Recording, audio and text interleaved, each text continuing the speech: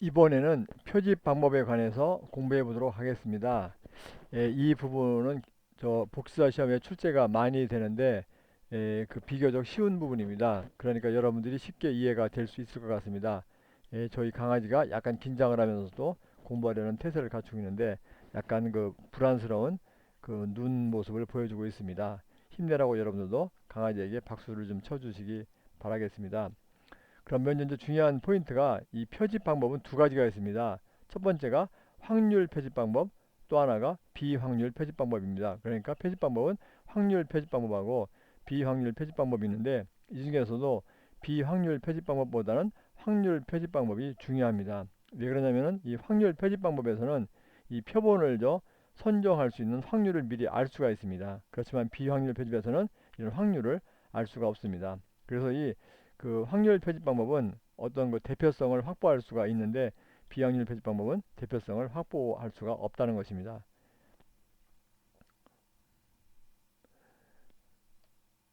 그럼 이제 그 각각의 표집 방법에 관해서 설명을 드리도록 하겠습니다. 첫 번째가 이제 확률 표집 방법에 관해서 설명을 드리고 이제 다음에 이어서 비확률 표집 방법에 관해서 설명을 드리겠습니다. 이 확률 표집 방법은 아까도 말씀드린 것처럼 그 모집단의 요소가 표본으로 선정된 확률을 미리 알 수가 있는 것입니다.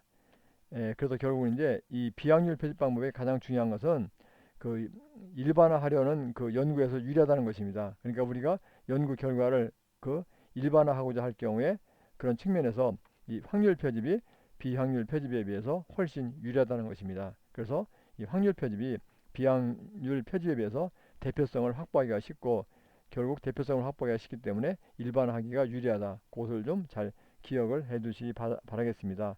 그래서 이 확률 표집 방법에서는 이 무작위로 이제 이 요소를 갖다가 무작위로 예를 들면 우리가 아동을 만약에 뭐 만 명 중에서 1000명을 뽑는다고 할 경우에 아동을 무작위로 선정을 하기 때문에 어떤 편견이 없다는 것입니다. 그럼 이제 이 확률 표집 방법에 크게 네 가지가 있습니다. 그래서 이제 보통 이제 네 가지로 수행하는데 첫째가 단순 무작위 표집입니다. 두 번째가 체계적 표집인데 체계적 표집은 영어로 시스테매틱인데 이것을 갖다가 이렇게 체계 표집 또는 계통 표집 이렇게 해서 번역을 하고 있습니다. 그래서 단순 무작위 표집 또 하나 이렇게 체계적 표집 이걸 갖다가 체계 표집 또는 계통 표집으로 번역한다는 것을 기억해 두시고 또는 층화 표집이 있고 또 군지 표집이 있는데 군지 표집은 이렇게 뭐 군락 표집, 집락 표집 이렇게 구분하고 있습니다. 그래서 여러분들이 그 확률 표집 방법이 이렇게 네 가지가 있다. 이것도 꼭 기억을 해 두시기 바라겠습니다. 그럼 이제 각각의 표집 방법에 대해서 간단히 설명을 드리겠습니다. 상당히 쉽습니다. 그러니까 여러분들이 금방 이해가 될 수 있는 부분입니다. 먼저 이제 단순 무작위 표집입니다. 이 단순 무작위 표집은 이제 그 표집 방법 중에서 그 확률 표집 방법 중에서 가장 기본이 되는 것입니다. 그래서 이 단순히 영어로 심플입니다. 심플. 우리가 심플하다. 이 심플이고 이 무작위 갖다 우리가 랜덤이라고 합니다. 랜덤, RANDOM. 그 랜덤이고 이 표집이 바로 샘플이기 때문에 이걸 갖다가 S 심플, 랜덤, R 샘플링, SRS. 그래서 이렇게 SRS라고 부르고 있습니다. 그래서 이것은 이제 우연에 따라 저기죠. 이 표본을 선정하는 방법입니다. 그래서 우리가 단순 무작위 표집이 뭡니까? 보통 우리가 제비 뽑는 거 이게 바로 가장 전형적인 단순 무작위 표집이 되겠습니다. 예를 들어 가지고 이제 이렇게 학생들의 이렇게 이름을 만 100명이라면 100명의 이름이나 번호를 집어넣은 다음에 어떤 모자나 어디 박스에 넣어 가지고 이렇게 뽑는 겁니다. 그래서 거기서 만약에 10개를 뽑는다. 이게 바로 단순 무작위 표집입니다. 우리가 보통 제비 뽑기 할 때 가장 많이 쓰는 거죠. 우리 경품 같은 거 뽑을 때. 그래서 이게 바로 단순 무작위 표집입니다. 그래서 이것은 이 경우에는 모든 요소가 표본에 선정될 확률이 동일합니다. 예를 들어 우리가 이제 그 박스다가 그 이제 번호표를 100개를 넣어가지고 만약에 10개를 뽑는다 할 경우에 그 경우에 이제 모든 그 100개가 들어있으면 그 100개 각각은 전부 다 이 뽑힐 확률이 똑같다는 것입니다. 그리고 이제 요새 경우에는 이렇게 여러분들이 요거 랜덤 디짓 다이어링에서 이거 요 약자만 따가지고 RDD라고 합니다. RDD. 요것도 약간 상식적으로 기억해 두시는데 이게 RDD에서 이걸 RDD 이렇게 해서 요새는 여러분들이 뭐 여론조사나 그런 거 할 경우에 이렇게 이제 컴퓨터 이렇게 프로그램이 있어가지고 무작위로 이제 이렇게 누르면은 알아서 이렇게 전화를 걸어줍니다. 그래서 이런 거 RDD 방법을 사용을 해가지고 이제 여론조사 같은 것을 하는 것입니다. 그래서 어떻게 단순 무작위 표집은 이제 가장 그 이제 확률 표집 방법 중에서 기본이 되는 거고 우리가 제비 뽑는 거 이런 것을 생각해 두시면 되겠습니다. 다음에 이제 체계적 표집입니다. 이 체계적 표집은 아까도 말씀드린 것처럼 뭐 체계 표집 또는 개통 표집이라고 얘기를 합니다. 이것은 그 단수 무작위 표집과는 거의 유사한데 뭐가 틀리냐면은 이제 한계를 이제 첫 번째 이제 요소를 선정한 다음에 그 다음부터 계속 이제 그 다음부터 이어서 쓰는 것입니다. 예를 들면 이렇습니다. 우리가 만약에 그 지금 1000명이 있는데 1000명에서 100명을 뽑는다고 칩시다. 우리가 그러니까 예를 들면 모집단이 1000명이고 이 표본이 100명입니다. 그러니까 그래서 우리가 1000명 중에서 100명을 뽑는데 이 단순 무작위 표집의 경우에는 어떻습니까? 만약에 이럴 경우에 1000명 중에서 100명 뽑게 되면은 단순 무작위 표집에서는 1000명 이제 예를 들면 어떤 바구니다가 1000명을 넣고서 그 중에서 100번을 뽑아야 됩니다. 100개. 그렇죠? 만약에 여러분들이 경품을 생각하시면 이제 번호를 좀 이제 미겨가지고 1번서부터 1000번까지 이제 번호를 미긴 다음에 여기다 넣습니다. 넣은 다음에 만약에 이제 이 중에서 100개를 뽑아가지고 이제 경품을 나눠주는 것입니다. 근데 체계적 표집은 어떻게 하냐면은 여기 만약에 1000명 중에서 100개를 뽑는다고 치면은 1번서부터 10번 중에서 하나만 뽑습니다. 1번 중에서 10번을 뽑았더니 번호가 이제 4번입니다. 4번. 그럼 그다음부터는 4번, 14번, 24번, 34번 이런 식으로 쭉 나가는 겁니다. 예, 그러니까 이제 어떤 차이가 있냐면은 단순 무작위 표집에서는 만약 1000명 중에서 100명을 뽑을 경우에 단순 무작위 표집에서는 100번을 뽑아야 됩니다. 그렇지만 체계적 표집에서는 어떻습니까? 한 번만 뽑고서 그다음부터 이렇게 10간격으로 이렇게 4, 14, 24, 34, 54, 44, 54, 64 그런 식으로 나가면 되는 것입니다. 그렇기 때문에 굉장히 편리한 거죠. 그러니까 이 단순 무작위 표집을 약간 응용한 건데 굉장히 편리합니다. 그런데 이제 이 체계적 표집법은 어떤 걸 주의해야 되냐면 이게 배열이 어떤 규칙성이 있을 경우에는 해서는 안 된다는 것입니다. 왜냐하면 대표성이 훼손될 가능성이 있습니다. 그러니까 예를 들어서 이렇게 제가 만약에 1000명이 쭉 있는데 이게 4번인데 4번 뽑았다. 4번, 14번, 24번인데 만약에 쭉 가다가 요 4번만 이렇게 이제 10명 중에서 이렇게 4번만 이렇게 특별한 특성을 지닌다. 그래서 이것이 이렇게 4번마다 이렇게 반복되어 나타난다. 그럴 경우에는 이렇게 계속 4번, 14번, 24번, 34번 이제 뽑기 때문에 근데 사자가 들어간 건 전부 다 어떤 그 그냥 고유한 특성이 있다고 할 경우에는 이런 대표성이 훼손이 됩니다. 이게 한 얘인데 이게 제가 이제 오사카에서 찍은 사진인데 예를 들면 이제 이게 아파트인데 이 아파트가 보니까 만약에 예를 들어 이렇게 한 층마다 10개의 집이 있다고 칩시다. 10개의 집이. 그래서 이제 여기다 1번 이제 1층에 사는 사람 갖다가 1번, 2번, 3번, 4번, 5번, 6번, 7번, 8번, 9번, 10번 하고 그다음에 2층은 이제 그다음에 11번, 12번 이렇게 또 칩시다. 그런데 이 아파트가 보면은 요층에 사는 사람들은 이렇게 베란다가 좀 크게 나와 있습니다. 그래서 이것이 만약 5번이라고 칩시다. 그러니까 여기 이제 5번, 이제 15번, 뭐 25번 가겠죠.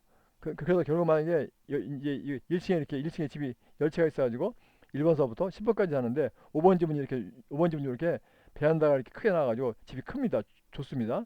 다음에 또 여기도 이제 여기서 1번서부터 10번까지가 있고 여기 또 11번서부터 20번까지가 있습니다. 근데 역시 여기도 또 15번 집은 큽니다. 또 여기도 25번 큽니다. 이런 식으로 돼 있어가지고 만약에 이제 무작위로 뽑는 것이 아니고 이렇게 체계적 표집을 뽑아가지고 하나 뽑았다. 그래서 1번서부터 10번 중에서 5번을 뽑았습니다. 그럼 이 집 뽑힙니다. 그럼 이 체계적 표집은 계속 이제 5번 집, 15번 집, 25번 집, 35번 집 뽑힙니다. 뽑히게 되면은 어떻습니까? 이 5번 되어 있는 집들은 전부 다 집이 좋습니다. 좋으니까 이 대표성이 이제 없어지는 것입니다. 그래서 이렇게 만약에 집의 구조가 예를 들면 이렇게 돼 있을 경우에는 체계적 표집을 사용하면 되겠습니까? 안 되겠습니까? 사용해서는 안 되는 거죠. 그러니까 이럴 경우에는 무작위 표집이나 다른 방법을 사용해야 된다는 그런 의미입니다. 결국 이렇게 해서 이 어떤 이렇게 이제 배열이 이렇게 이 규칙성이 있을 경우에는 이 표본의 대표성이 훼손되기 때문에 그럴 경우에는 체계적 표집을 사용하지 않아야 된다는 것입니다. 다음에 이제 층합 표집입니다. 뭐 층합 표집은 복잡한데 층합 표집은 이제 그 미리 이렇게 층으로 이렇게 층인데 층으로 나누는 겁니다. 층으로 나눈 다음에 그 층에서 이제 무작위로 뽑는 겁니다. 예를 들어 가지고 제가 이제 어떤 연구를 하는데 제가 하는 연구에서 성이라는 것이 중요한 변수입니다. 그러면 제가 먼저 이제 성을 이렇게 그 모집단을 이렇게 두 층으로 나눕니다. 뭐 어떻습니까? 남성층하고 여성층으로 나눕니다. 여성층으로 나눈 다음에 여기 이제 남성층에서 얼마를 뽑고 또 여성층에서 얼마를 뽑고 이렇게 뽑는 것이 바로 층합 표집입니다. 그래서 층 안에 이렇게 층을 준다는 거죠. 층. 그래서 이제 만약에 그 연구자가 이제 모집단에 보니까 어떤 것이 중요하다. 예를 들면 성이 중요하다. 또는 뭐 학력이 중요하다. 그렇다고 할 경우에 그것에 따라 가지고 이제 미리 이렇게 층으로 구분한 다음에 거기서 이제 무작위로 뽑는 것입니다. 그래서 층인데 그래서 이제 비례층하고 이제 비비례층하고 있는데 비례층은 이제 그 층에서 이 모집단의 비율과 똑같이 표본을 뽑는 것이고 비비례는 모집 단위 비율과 비례하지 않게 그 표본을 뽑는 것입니다. 그래서 여러분들이 층합 표집은 이렇게 층을 나눈다. 그것을 좀 기억을 해두시면 되겠습니다. 다음에 이제 군집 표집입니다. 이 군집은 이렇게 군집 또는 굴락 또는 이렇게 뭐 군집, 굴락, 집락 이렇게 번역을 하는데, 이 군집은 이렇게 영어로 클러스터, 클러스터. 그래서 클러스터는 이렇게 그 지리적인 것과 관련 있습니다. 지리적인 거. 그래서 이렇게 어떤 지역이나 지리적인 거 그런 것이 있을 경우에는 군집 표집입니다. 근데 이 군집 표집은 이렇게 일반적으로 이렇게 한 단계가 아니라 그 여러 단계를 거치고 있습니다. 이제 예를 들면 이제 이렇습니다. 예를 든다고 치면 이제 보면 이제 그 뭡니까? 여기 이제 우리가 이제 지역에서 이제 예를 들면 이제 대전에서 이제 만약에 500명을 뽑습니다. 500명을 뽑는다 할 경우에 우선 이제 대전에서 이제 전체 만약에 우리가 단순 무작위 표집의 경우에는 대전시 만약에 인구가 만약에 150만 명 할 경우에는 그 150만 명에 대한 리스트를 구해서 거기서 이제 500명을 뽑는 것입니다. 얼마나 번거롭습니까? 그러니까 그 대신에 그렇게 안 하고 군집 표집에서는 우선 지금 현재 대전시가 5개의 구로 되어 있다고 할 경우에는 이렇게 이제 5개의 구니까 그 구 중에서 하나를 뽑습니다. 뽑았더니 이제 동구가 뽑혔습니다. 그럼 또 동구를 또 이렇게 동으로 나눠서 그 중에서 한 동을 뽑습니다. 그래서 그랬더니 또 어떤 여기 예를 들면 이제 용운동이 뽑혔습니다. 그럼 다시 또 용운동을 이렇게 통으로 쭉 나눠서 통을 뽑습니다. 그랬더니 뭐 사통이 뽑혔다. 그러면 이제 사통을 뽑은 다음에 사통은 이렇게 이제 사람수를, 그래서 사통에 있는 사람들의 그 리스트를 구한 다음에 거기서 이제 500명을 뽑는 거, 이게 바로 군집표집입니다. 그래서 군집표집은 이렇게 그러니까 이제 구, 다음에 동, 다음에 통 뭐 이런 식으로 이렇게 지리적인 측면을 많이 가지고 있습니다. 그래서 이것이 이제 군집표집법이라고 볼 수가 있겠습니다. 다음에 비확률 표집 방법입니다. 지금까지 말한 것이 확률 표집 방법이고, 비확률 표집 방법은 이제 있는데, 근데 이런 경우 이제 모집단을 대표한다는 것을 보장할 수가 없습니다. 그래서 아까 말씀드린 것처럼 확률 표집 방법에서는 대표성을 확보할 수가 있는데, 이 비확률 표집 방법에서는 대표성을 확보할 수가 없다. 그것을 좀 기억 좀 해두시고요. 또 하나가, 그래서 비확률 표집을 이렇게 질적 연구에서 많이 사용한다. 그것도 꼭 기억을 해두시기 바라겠습니다. 그래서 이제 다시 한번 강조하는데, 비확률 표집은 그 대표성을 확보할 수가 없다. 그렇기 때문에 일반화시키는데 어렵다. 그리고 또 하나 이제 질적 연구에서 많이 쓴다. 그것을 기억해 두시는데, 이 비확률 표집에는 여러 가지 종류가 있는데, 많이 이제 교재에 소개되는 것이 이렇게 이용 가능 표집, 할당 표집, 의도 표집 또는 의도적 표집, 이렇게 눈덩이 표집입니다. 그래서 이것도 이제 그 교재에 따라 약간 좀 번역이 틀릴 수가 있기 때문에 그것을 좀 유의해 주시면 될 것 같습니다. 각각 한번 설명해 드리도록 하겠습니다. 굉장히 쉽습니다. 먼저 이제 이용 가능 표집입니다. 이용 가능 표집. 근데 이것을 이렇게 우연 표집, 또 이렇게 편의 표집. 그러니까 너무 이제 편의에 따라서 표집했다. 그래서 편의 표집이라고 합니다. 그래서 여러분들이 우연 표집이라는 것이 아마 어쩌면 이 이용 가능 표집을 가장 잘 설명하는 것 같은데, 이건 뭐냐면 이제 그 당시에 이제 거기에 있어가지고 뽑는 것입니다. 예를 들어가지고 이제 서울역에 가가지고 어떤 사람들, 거기 있는 사람들 몇 사람 이렇게 만나가지고 설문조사 해가지고 의견을 듣는 거. 예를 들어서 이제 기자가 만약에 어떤 기자가 이제 서울 시민들의 의견을 듣기 위해서 서울역에 가서 서울역에 모인 사람 뭐 100명한테 뭐 질문을 던져가지고 거기서 의견을 취합하는 거. 이게 바로 이용 가능 표집입니다. 그래서 이제 그때 있는 거, 아니 우리가 이제 학교에 가서 학생들의 의견을 들기 위해서 아침에 가서 이게 출근을 이렇게 학교 이제 등기하는 거, 학생들 몇 명을 뭐 10명, 20명, 100명을 잡아가지고 그 사람들한테 설문지를 돌려서 그거 가지고 이제 결과를 이제 정하는 거. 이게 바로 이용 가능 표집입니다. 우연 표집, 이제 편의 표집. 두 번째 이제 할당 표집인데, 이 할당 표집은 모집단의 특징을 좀 할당합니다. 이 할당 영어는 이제 쿼터, 우리가 뭐 무역에서 이렇게 쿼터란 말이 있어요. 쿼터 할당에서 이런 겁니다. 이제 예를 들어 치면은 제가 이제 저희 학교에 이제 뭐 학교가 지금 예를 들면 남자가 그러니까 1학년이 25%, 예를 들어서 2학년이 25%, 또 3학년이 25%, 그 4학년이 20% 됐다 칩시다. 쳐 있는데, 제가 만약에 이제 표집을 하는데 쉽게 생각해서 제가 이제 10명을 이제 표집을 합니다. 10명을 표집하는데, 이제 이 경우에 10명을 저기 표집할 경우에 이렇게죠. 1학년, 2학년, 4학년 비율이 1학년 25%, 2학년 25%, 3학년 20%, 4학년 20% 이런 식으로 이제 되게 이제 미리 저렇게 이제 그 학년의 경우에 이렇게 1학년이 20% 이렇게 되게 미리 할당을 해가지고 표본을 뽑는 것입니다. 그래서 또는 이렇게 남성하고 여성이 이제 50대 50이다. 그럴 경우에 만약에 내가 100명을 뽑는다고 치면은 남성 50명, 여성 50명 이렇게 해서 뽑는 것을 갖다가 할당 표집이라고 얘기를 하는 것입니다. 다음에 이제 의도적 표집 또는 판단 표집입니다. 요건 이렇게 의도 표집 또는 판단 표집이라고 얘기를 합니다. 그래서 의도 표집 또는 판단 표집인데 이것은 이제 연구자가 이렇게 생각해서 연구자가 판단해서 뽑는 것입니다. 그래서 이제 연구자가 이제 그 모집단에 대한 지식이나 또는 이제 뭐 대상의 특성 그런 것을 고려해가지고 이제 연구자 본인이 자기 판단 또는 의도에 의해서 이렇게 표본을 추출하는 것입니다. 예, 그러니까 문자들 의도, 판단. 예, 그래서 결국 이제 연구자가 의도적으로 또는 판단해서 뽑는 것이 판단 표집이고요.